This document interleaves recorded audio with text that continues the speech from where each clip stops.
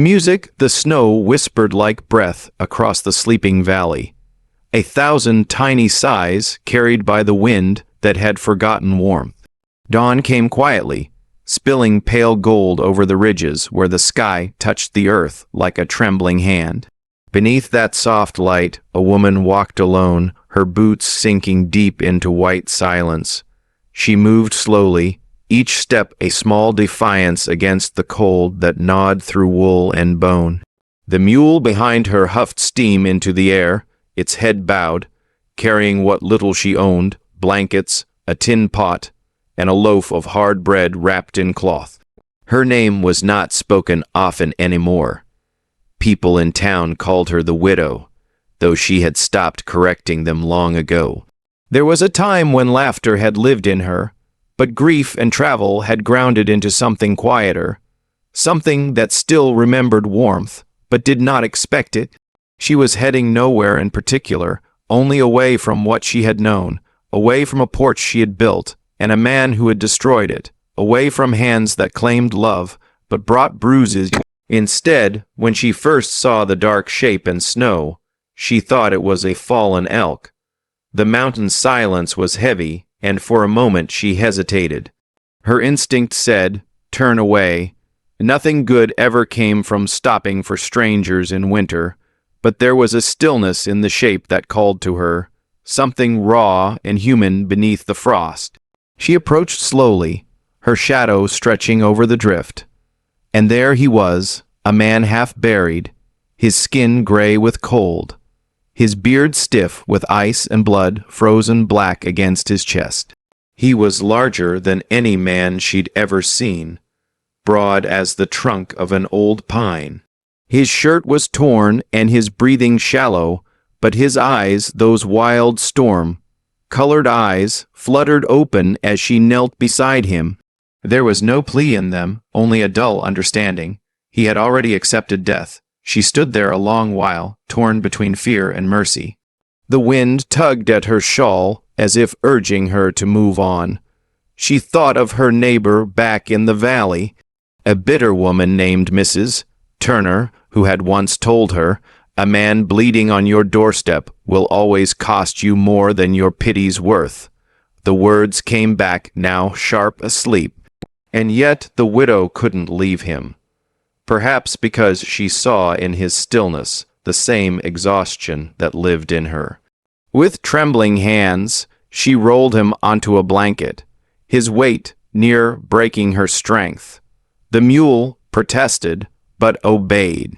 Step by painful step, she dragged both beast and man toward a forgotten cabin tucked among the spruces. The door hung half-broken, the roof sagged beneath snow, but there was shelter, and that was enough. She built a fire with what little kindling she found, the sparks trembling like stars. The smell of smoke filled the cabin soft and alive. When she returned to him, his lips had turned blue. She cut away the frozen cloth at his chest, pressing her hand against the wound. It was deep, but not fatal if warmth could find him soon. She tore her last clean piece of linen, pressing it to the blood that refused to stop. He groaned, his voice rough as gravel. "Don't," he muttered, eyes unfocused. "Leave me here." Her voice came like a whisper of smoke. "Hush now, the mountain takes enough. It doesn't get you too." She did not know if he heard. Through the night, she kept the fire alive, feeding it with anything that would burn, broken chair legs, scraps of wood, even her old satchel. Between moments of tending, she studied his face, the scar along his jaw, the streak of gray in his beard. He looked like a man carved from hardship, every line of story he'd never told. By morning, his breathing had steadied. She warmed broth and spooned it between his lips, slow as prayer. The first sunbeam found its way through the cracked window, touching his face. He stirred, eyes flickering open again, confusion shadowing them. "You should have left me," he rasped. "I couldn't," she said simply. He turned his gaze toward the fire, as though ashamed of his own survival. Days later, when the storm outside grew crueler, he began to speak in fragments. Words slipped from fevered dreams, bandits, betrayal, men who once called him brother. She listened without judgment, wiping sweat from his brow, hearing more in the spaces between than in the words themselves. Sometimes when he slept, she'd step outside to breathe. The sky stretched endless above, pale as bone. The snow shimmered under moonlight, untouched and merciless. In those moments, she felt small and ancient, as if the world had seen her story 1,000 times, and still pitied her enough to let her walk it again. The days blended into each other, and the silence between them grew companionable. He mended what he could when he was strong enough, fixed a latch, cut firewood, cleaned the tools. She caught herself humming once, a soft tune. She thought she'd forgotten, and it startled her more than the sound of wolves at night. He didn't speak, but his eyes softened at the sound, a ghost of something tender passing between them. On the 5th morning, she found him sitting near the window, staring out at the valley. His voice came low, almost to himself. "They'll come for me," he said. "They always do." His hand trembled as he touched the scar at his side. She paused by the fire, feeling the weight of his words settle between them. "Who?" she asked. "Men who don't forgive debts," he murmured. "Men who don't forget betrayal. If they find me here, they'll kill you too." Her hands tightened around the cup she held. The steam rose and vanished in the cold light. She met his gaze steady and calm. "You saved me once," she said.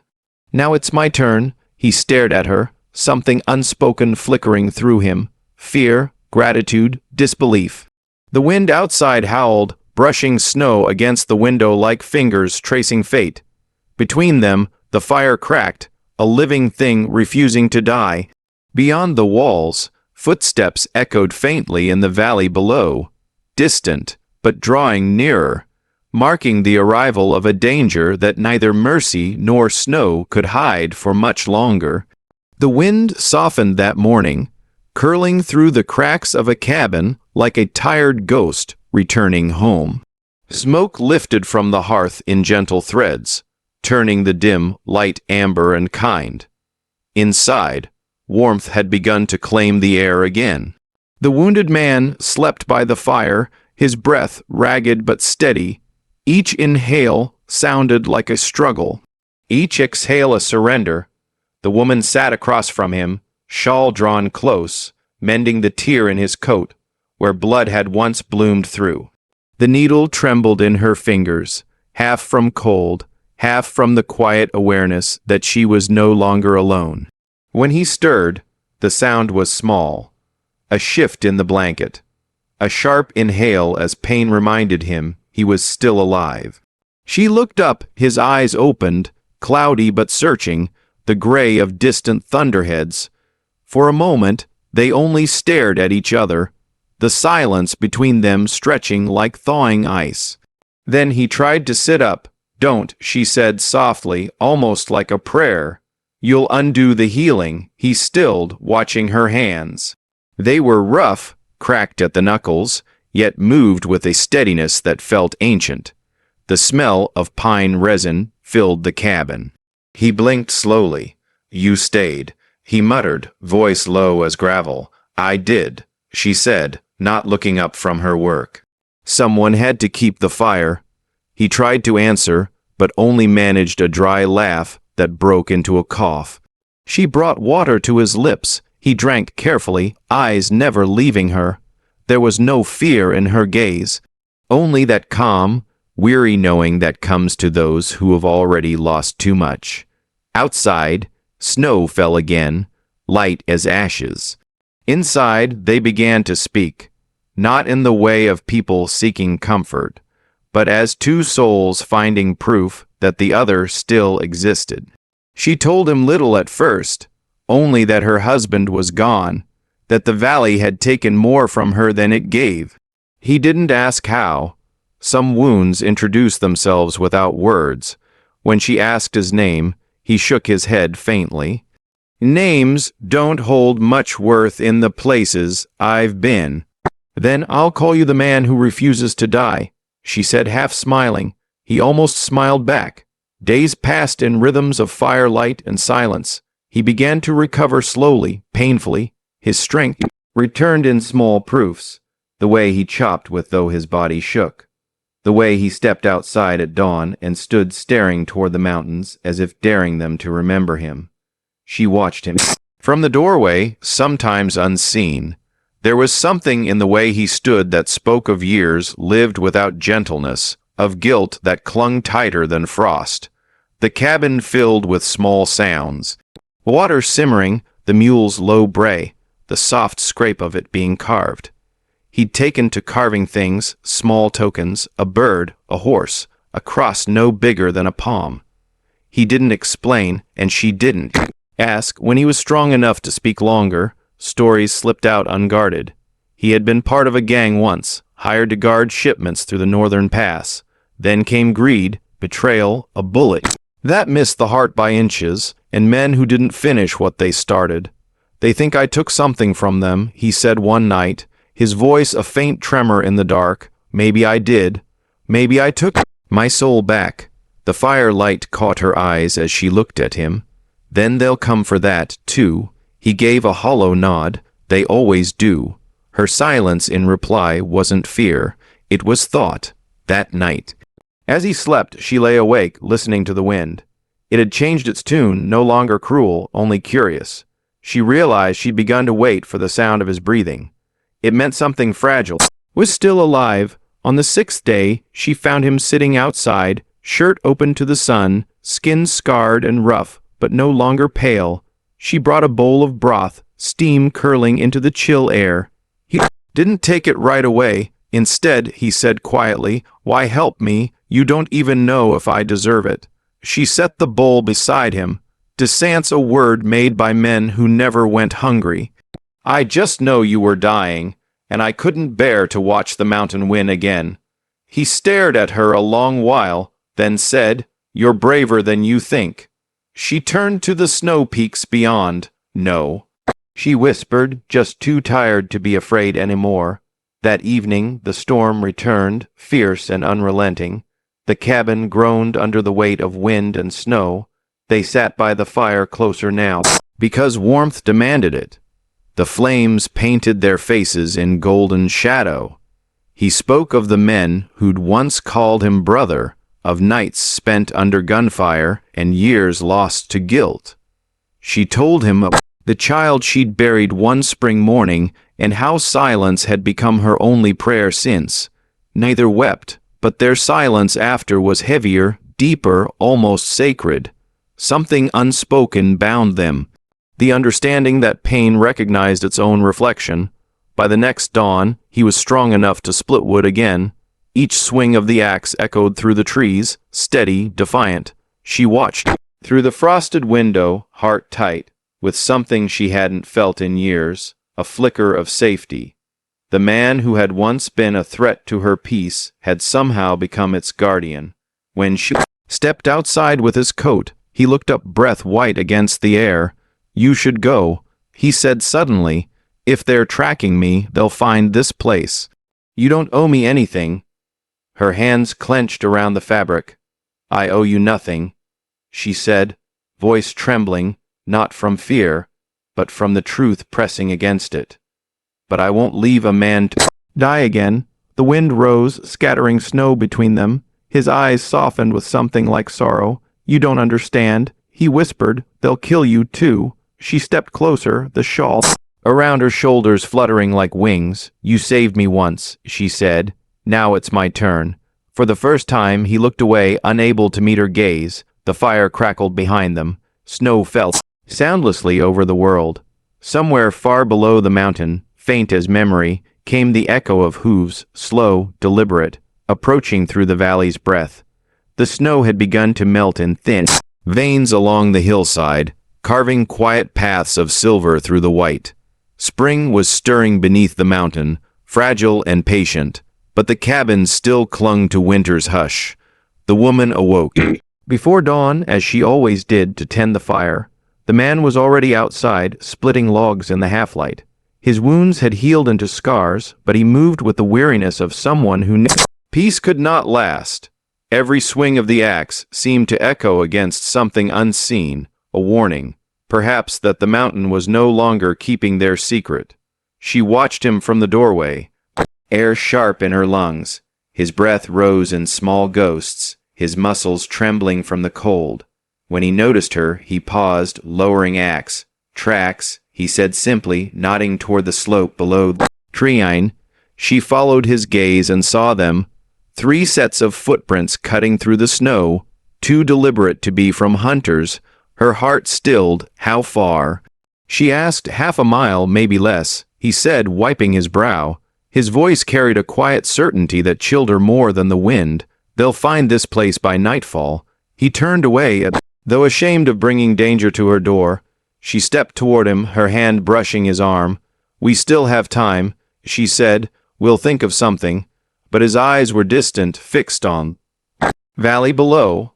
"There's no thinking with men like them," he murmured. "They take what breathes, and they don't stop until every debt's been paid." Inside, she began to gather what little they had. Dried bread, her blanket, a small knife doled from use. He watched her for a moment, then said quietly, "You could still go. Take the mule, follow the ridge east. They'll pass you by." She looked up sharply. "And leave you here. That's how you live," he said, "by walking away before the fire reaches your feet." Her hands froze mid-motion. "I've been walking away all my life," she whispered. "This time I stay." He said nothing. The silence between them grew heavier than words, full of gratitude and fear. Outside, the wind shifted, carrying the distant whinny of horses. By afternoon, clouds rolled in, pressing low against the peaks. He set traps along the cabin's edge, crude and quick, while she packed the embers of the fire into a tin to hide its glow. The air smelled of snow and iron. Every sound felt magnified. The crunch of boots, the whisper of cloth, the rasp of breath. When evening came, they sat by the window, watching the light fade. "Tell me," she said softly, breaking the quiet, "why did you save me that night by the river?" He looked up startled. "I remember your face," she continued. "You pulled me out before the water took me. I never even knew your name." He hesitated and sighed. "Didn't do it for thanks. Saw a woman fighting to live. Thought maybe saving her might make up for what I'd done before." "And did it?" she asked. He gave a slow, rueful shake of his head. "No, the past don't wash clean. It just waits for spring to find it again." She reached for his hand across the table. His fingers were rough, scarred, but when they met hers, the tension in his shoulders eased. Then, "Let me help you carry it," she said. He almost smiled. "You don't know what you're asking." A shadow moved across the snow outside, quick and silent. They both froze. Then came another and another. The horses had reached the ridge. He moved the door, pulling the rifle from the wall. "Stay here," he said. She stood. "No, please." The words sounded foreign in his mouth, fragile. "I can't have you bleed for me." "You don't get to decide that," she said, voice trembling but firm. The cabin door creaked open, letting in a gust that made the fire flicker out. They stepped into the pale dusk together. The sky was bruised with storm light, and snowflakes drifted like ash. 3 riders appeared at the edge of the clearing, dark figures against the fading day. The man raised his voice. "No quarrel here, turn around." The lead rider laughed low and cruel. "You know better, friend. You've got something that's ours, and we've come to collect." "I've got nothing but what this mountain gave me," he replied. "Then we'll take her instead," the rider said, his grin sharp even from a distance. The man's shoulders tensed. "You won't." The first shot cracked through the silence, echoing like thunder through the valley. He shoved her behind the doorframe, returning fire. Snow burst from the ground in plumes where bullets struck. The horses reared, their riders shouting curses.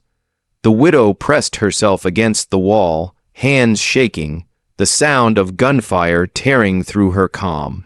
She looked at him, sweat and blood glistening on his temple, the set of his jaw hard with defiance, and knew he would not survive another wound. When the firing paused, she whispered, "The cellar, go."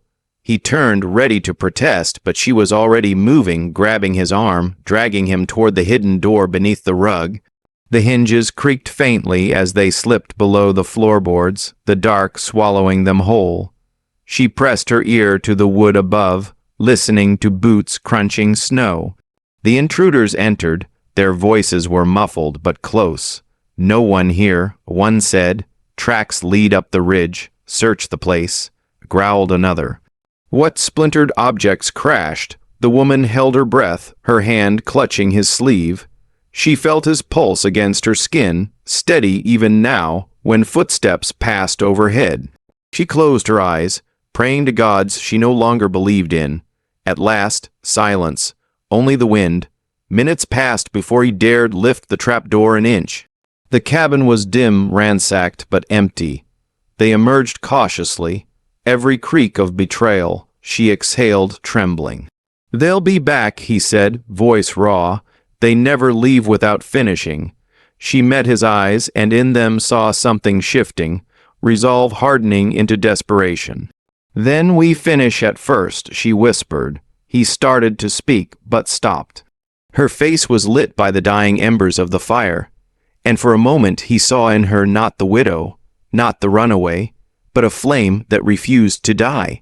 Outside, faint again, came the sound of hooves returning, slow, steady, inevitable.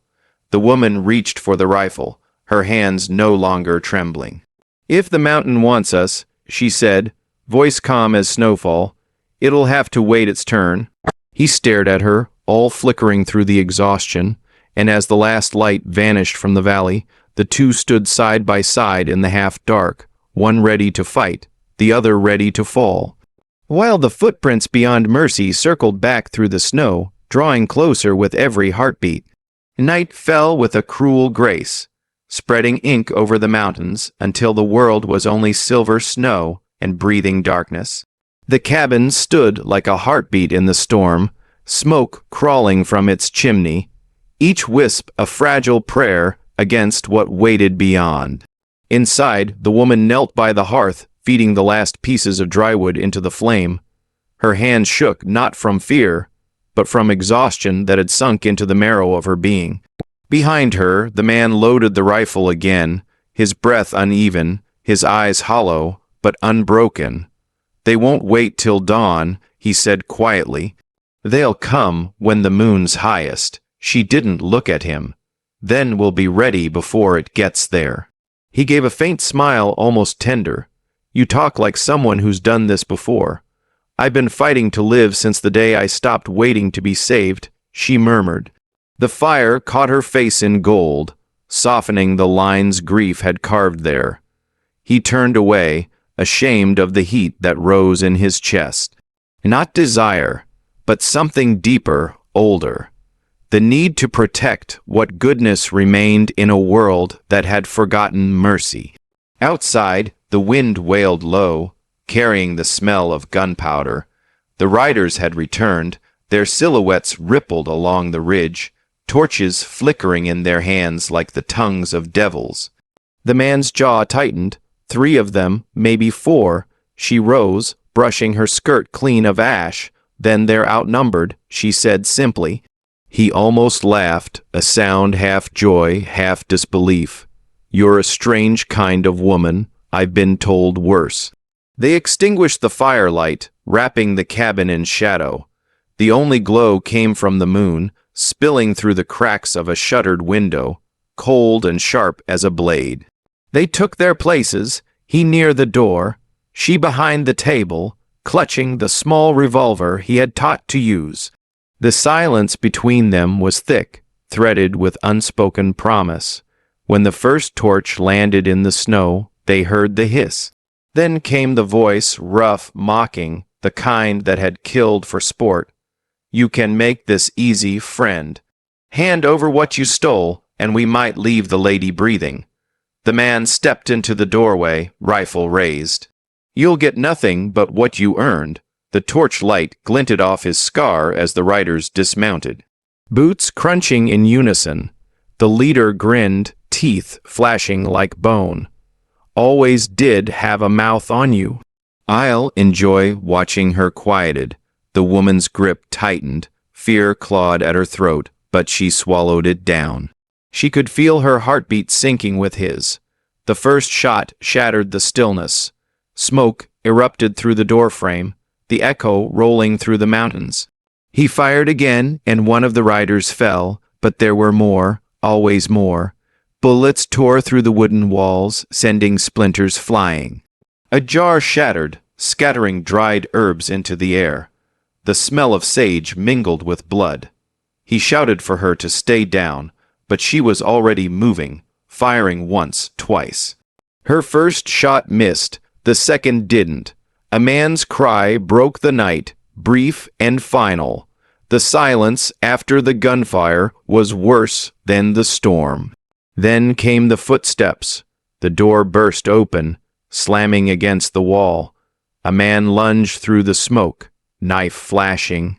The wounded mountain man caught him mid-stride, slamming him back against the frame. The struggle was brutal, wordless, breath, sweat, snow, and rage.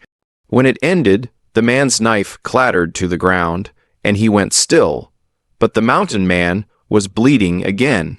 She ran to him, catching him as he stumbled. His blood seeped warm through her fingers, staining the shawl she'd wrapped him in weeks ago. "You're hit," she said, voice breaking. He shook his head weakly, not bad. But his face said otherwise. The last rider shouted from outside, "You can't hide forever. We'll burn it down." She turned toward the window. In the clearing, flames licked the snow where a torch had fallen. The fire was spreading fast, hungrily. He pushed her toward the cellar. "Go." "I won't." His hand trembled as it gripped her arm. "If you stay, you'll die for nothing." Her voice rose steady as the wind. "Then it won't be for nothing." For a heartbeat, their eyes locked. Two storms meeting. Then she tore free, grabbed the rifle, and stepped into the doorway, the cold biting her lungs like knives. The last rider stood near his horse gun. He didn't see her until it was too late. Her shot rang through the valley, and the echo didn't fade for a long time. Silence fell once more, broken only by the crackling fire eating through the cabin walls. She turned back inside. The man had sunk to the floor, pale and shaking, the rifle still clutched in his hand. Smoke curled around them, thick and bitter. She dropped to her knees beside him. "We have to go," she said, coughing. "We can make it to the stream." He smiled faintly, blood painting his teeth. "No, you have to go." Her tears came hot, cutting through the soot on her face. "Don't you dare leave me now." He reached up, fingers brushing her cheek, leaving a streak of red. "You saved me once, now it's my turn." The roof groaned, embers falling like dying stars. She tried to pull him up, but his strength was gone. His hand slipped from hers, resting over his wound as though holding himself to the earth. "Listen," he whispered. "There's a trail east. Take it at dawn. Don't look back." The smoke thickened. Her lungs burned. Still, she refused to move. She pressed her forehead to his, the heat of the fire wrapping around them both. Outside, snow began to fall again, slow and steady, hissing as it met the flames. "I'm not leaving you," she whispered. His voice was almost gone. "You already saved me just by staying." He smiled then, a quiet, weary smile that seemed to forgive the whole world. The beam above them cracked. She flinched, covering his body with hers as the ceiling buckled. Fire roared through the roof, devouring wood and memory alike. Through the smoke, she saw the world blur into gold and ash. When the walls finally gave way, the night swallowed the cabin whole, but the fire did not die. By morning, the storm had passed. The valley lay quiet, the cabin reduced to a smoldering skeleton of wood. From the ashes, a single curl of smoke still rose, thin and stubborn, carried east by the wind. And far beyond the ridge, where dawn touched the snow with light, a figure moved slowly along. The trail, wrapped in a tattered shawl, eyes red but unbroken, carrying something small against her chest. Behind her, the fire still burned, whispering through the smoke the name of the man who refused to die even in death. The first thaw came quietly, softening the land where the cabin once stood. Snow melted in slow rivulets down the hillside, revealing charred beams and the faint scent of smoke that lingered like memory itself. The mountains were still, as if holding breath for what had passed. By then, word had traveled down the valley, a fire seen for miles away, a widow gone. Missing, a man long hunted now ash among the pines. Weeks later, a rancher riding north paused to the ruins. He was an older man with eyes the color of riverstone, one who'd learned to listen to silence as if it might confess its secrets. His horse pawed at the earth, uneasy, but he dismounted anyway. Ash crumbled under his boots. Amid the wreckage, a glint caught his eye. Something wedged between two stones near what had been hearth. It was a small envelope, edges singed, tied with a strip of faded cloth. The writing was delicate, hesitant, like the hand of someone who didn't believe their words would ever be read. He opened it carefully, and the letter inside trembled in the wind. "If you find this, the mountain kept its promise." The words were plain, but the rhythm of them carried a kind of grace. He read on, "I was not meant to live here, not meant to stay, but he taught me what mercy feels like when the world has none left to give. They said he was dangerous. They said kindness from his hands would burn me. Maybe it did, but I would rather burn once than freeze forever." The rancher looked toward the slope, where snow still clung in patches. A crow wheeled above, black against the bright sky. The letter continued, each line soft as breath. "He told me to go east to find the trail that leads to the stream. I walked at dawn. The fire was behind me, but it never left my skin. I thought the mountain would bury him, but I see now it carries him instead. Every whisper of wind, every flame that won't die, that's him watching, forgiving." The rancher folded the page, staring long at the ruins. He'd known of the man once, the outlaw with a bounty higher than most men's lives. Story said he'd killed without remorse, betrayed his own kind for gold. But as the years had passed, legends bent and softened.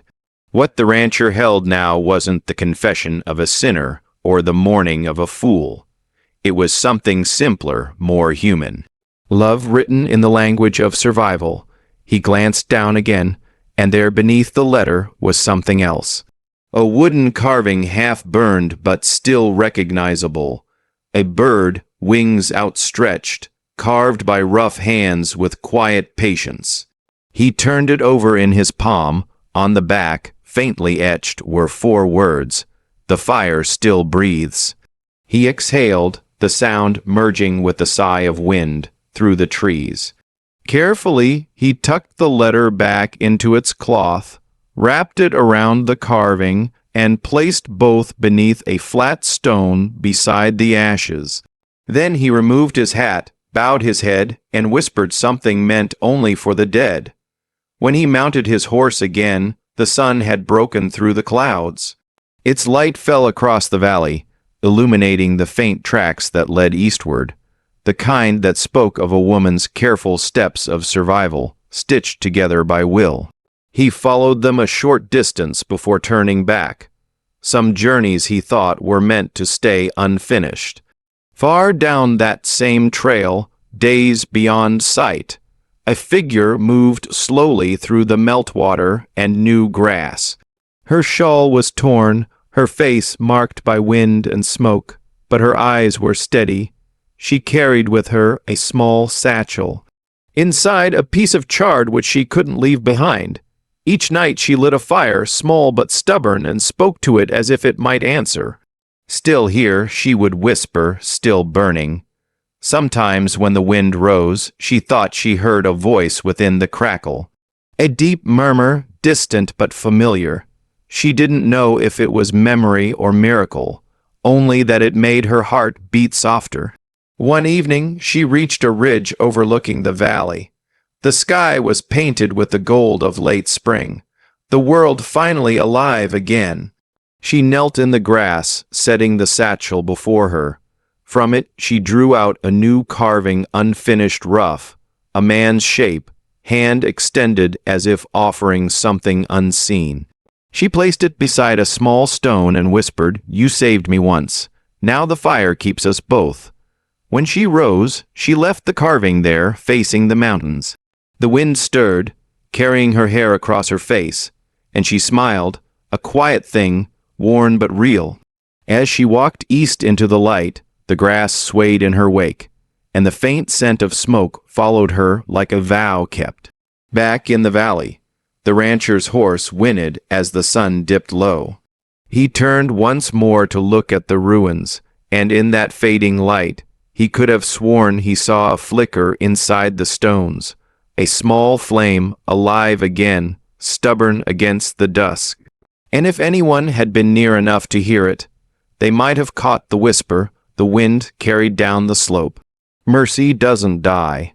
It just changes hands.